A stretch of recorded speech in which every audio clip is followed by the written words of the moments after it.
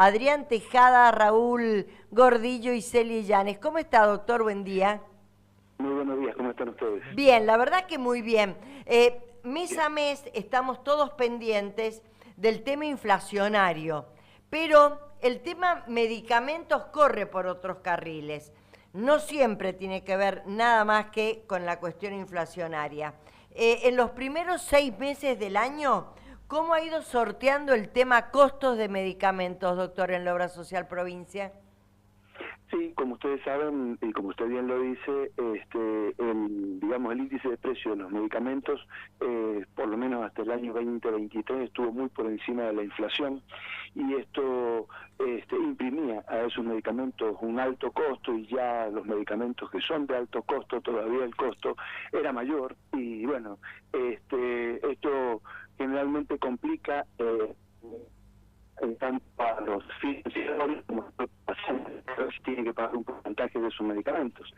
En este primer semestre del año, y ya desde el año pasado, viene, digamos, estabilizándose un poco el tema de los incrementos, y más parecido a lo que es la inflación, pero yo diría que todavía está por encima.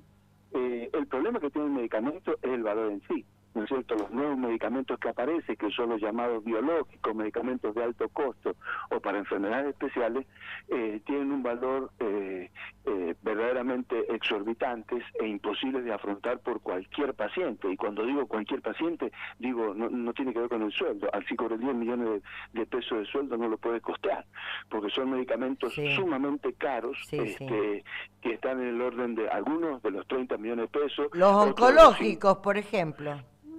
Para enfermedades especiales más bien, ¿no? Oncológicos también están ahí, pero hay medicamentos de 30 millones de pesos, hay medicamentos de 50 millones de pesos. Entonces, son medicamentos que se utilizan mensualmente, y mientras el paciente tenga vida, por ahí tiene que tomarlos, y entonces la industria del medicamento tiene esos valores, ¿no es cierto? Por eso le llamamos alto y altísimo costo, porque realmente solo pueden ser pagados por un financiador, porque una persona, por mejor sueldo que tenga, seguramente no puede enfrentar esos valores. ¿Y de esos cuál es el movimiento que tiene la provincia con esos medicamentos? Perdón, se me entrecortó. Digo, ¿cuál es el movimiento que tiene la Obra Social Provincia con ese tipo de medicamentos? Bien, como todos los financiadores, tenemos que buscar la mejor forma de comprar medicamentos, y esto es a través de compulsas de precio abreviada, que se llama, porque muchas veces son medicamentos incluso de urgencia, ¿no? Sí. Y entonces hay que hacer una compulsa pidiendo cotización a las distintas droguerías, incluso a los laboratorios, que es la industria, para que presenten sus precios, y bueno, y se compren más barato. Y de esa manera se obtienen descuentos que van, por ejemplo, del 20, 30, y pueden llegar hasta el 80% de descuentos, ¿sí? Dependiendo de múltiples factores.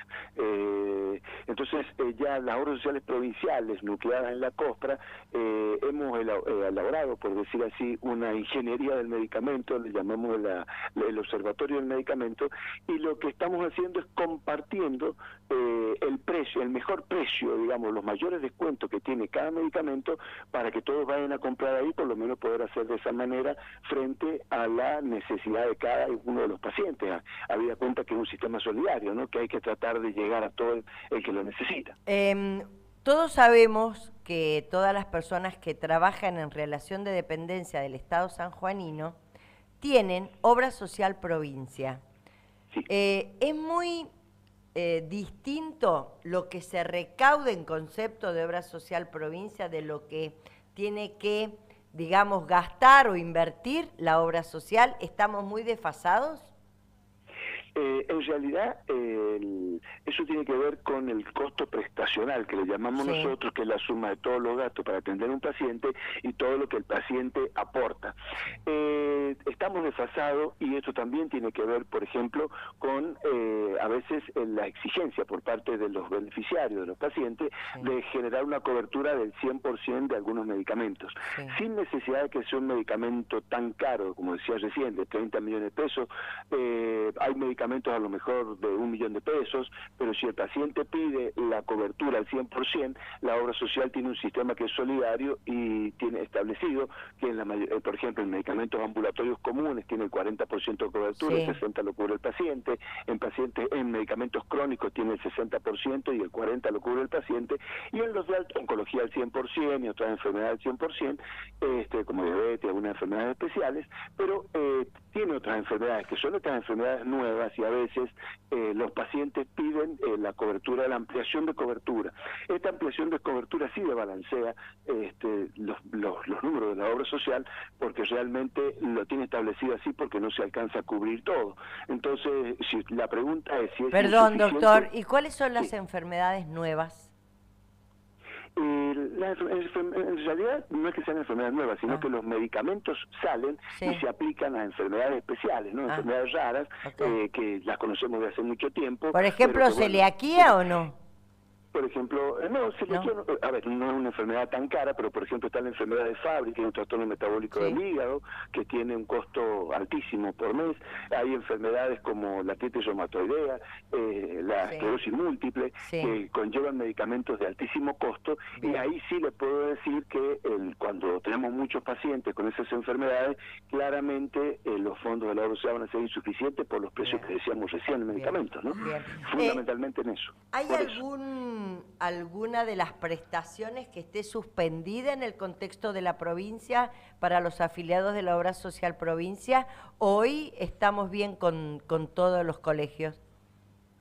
De momento estamos tratando de solucionar, por ejemplo, el problema con el Colegio de Odontólogos, que con muy buena predisposición estamos, de parte de ellos también, estamos colegio y círculo odontológico, digo, Sí. los odontólogos en general, estamos tratando de llegar a que los dineros que la Obra Social Provincia hace llegar a los odontólogos sirva para que por lo menos no se pague diferencias en cada una de las prestaciones, y circunscribir a lo mejor ese gasto en 4 prestaciones básicas y elementales para mantener la salud bucal y arreglarlo. Pero considero que todavía no estamos al nivel del conflicto cero, si es lo que usted me pregunta, en algunas especialidades. En las otras sí hemos arreglado muchos valores y seguimos arreglando valores porque tenemos que entender que las prestaciones están atrasadas como consecuencia del gasto desmedido en medicamentos y prótesis, ¿no?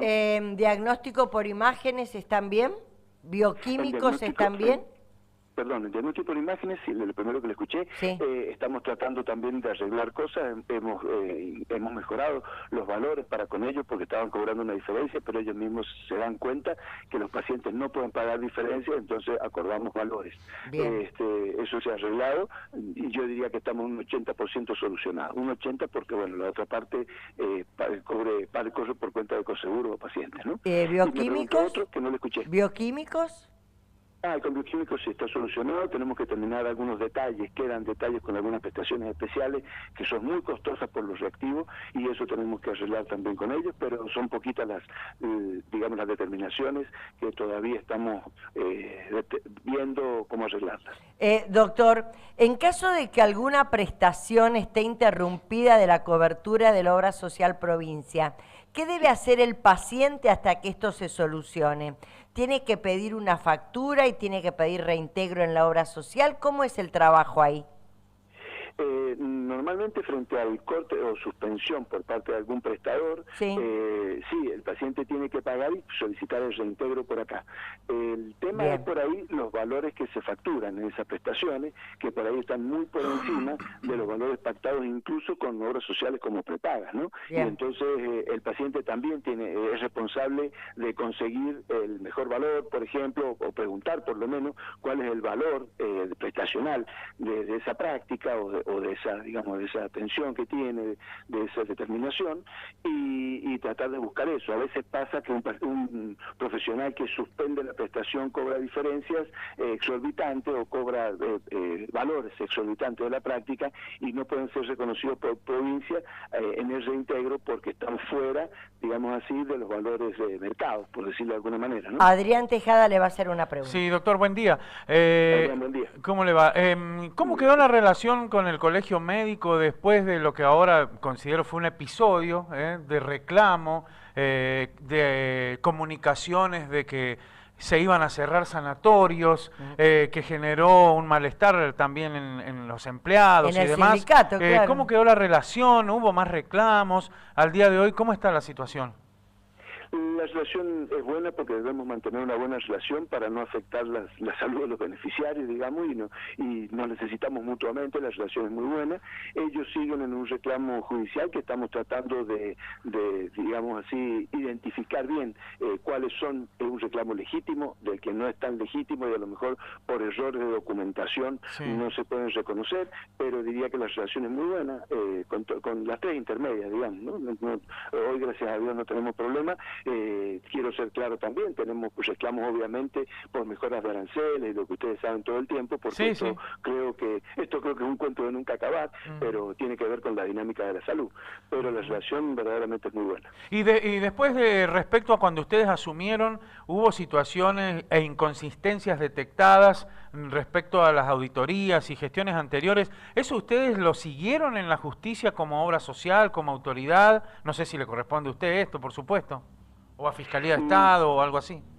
Nosotros, en el caso de detectada una irregularidad, tenemos que ver qué tipo de irregularidad y a qué se debe. Cuando detectamos que puede tener un delito implícito, tenemos la obligación de hacer la denuncia a la justicia, y lo hacemos a través de Fiscalía de Estado. Hemos denunciado, sí, se ha denunciado penalmente a profesionales que han incurrido en algún tipo de ilícito, como podría ser, lo tiene que tipificar la justicia, pero suponemos una estafa o una falsificación de documento público. Ustedes saben aquel episodio en el 20 y pico de febrero, donde una serie de afiliados presentaron una denuncia que se les había hecho prácticas que a raíz del nuevo sistema con el cual puede ver sus prestaciones, sus prácticas, había detectado que no había recibido esa práctica, y bueno, en lo que se confirmó que era efectivamente así, hicimos la denuncia correspondiente, apartamos del padrón de prestador a los profesionales. Bien. Con respecto les debo decirle, ¿no? La mayoría de las denuncias tienen que ver con que muchas veces cuando el paciente va a una clínica y le hacen una receta para un medicamento, para una enfermedad crónica, eso es un acto médico y debe ir el pago de la consulta. Claro. Y bueno, y aunque no conoce al médico que le hace, a lo mejor porque su médico está de vacaciones y no conoce quién le hace la receta, al ser un acto médico, nosotros determinamos y llamamos a través de auditoría que sí se le dio la prestación y que la prestación consistió en la elaboración de una receta, por ejemplo. Bueno, en ese caso simplemente se le comunica al beneficiario que realmente el acto médico estuvo. Con respecto a los bioquímicos, también a veces hay que considerar si realmente el pedido que tiene la paciente, que le figura en el sistema, no es excesivo de control, claro, se hizo o no, y si se facturó o no. Bien. Y muchas veces encontramos que no se hizo, entonces no se facturó, no hay delito. Bien. Doctor, dos rapiditas para terminar y dejarlo en libertad. Una de ellas es, ¿la fidelización sigue en marcha? ¿Siguen sumándose profesionales?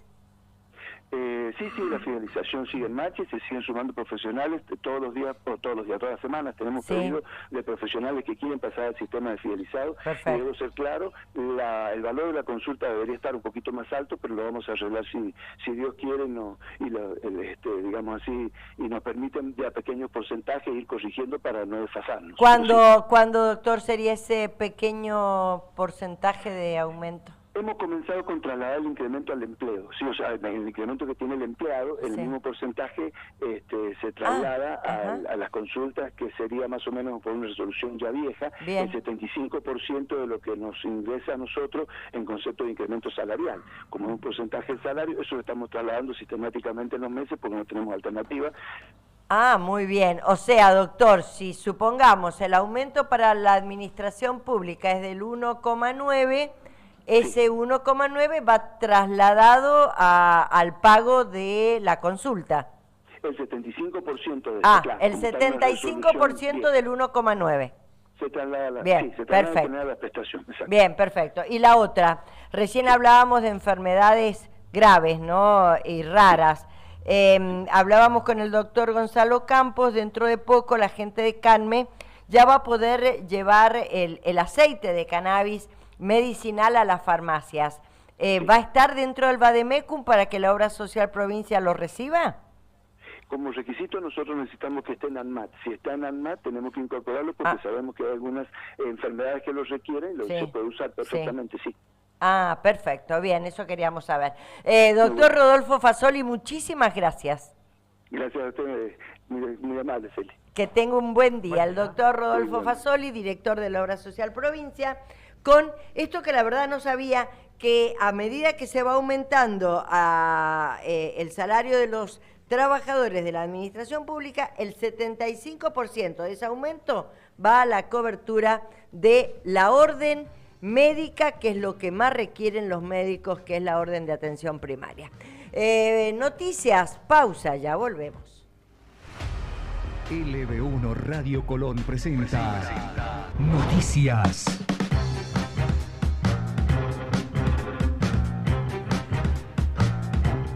5 grados 7 décimos la temperatura, cielo ligeramente nublado, la humedad 73%, la presión 956,2 hectopascales, calma ambiental, la máxima para hoy 17 grados.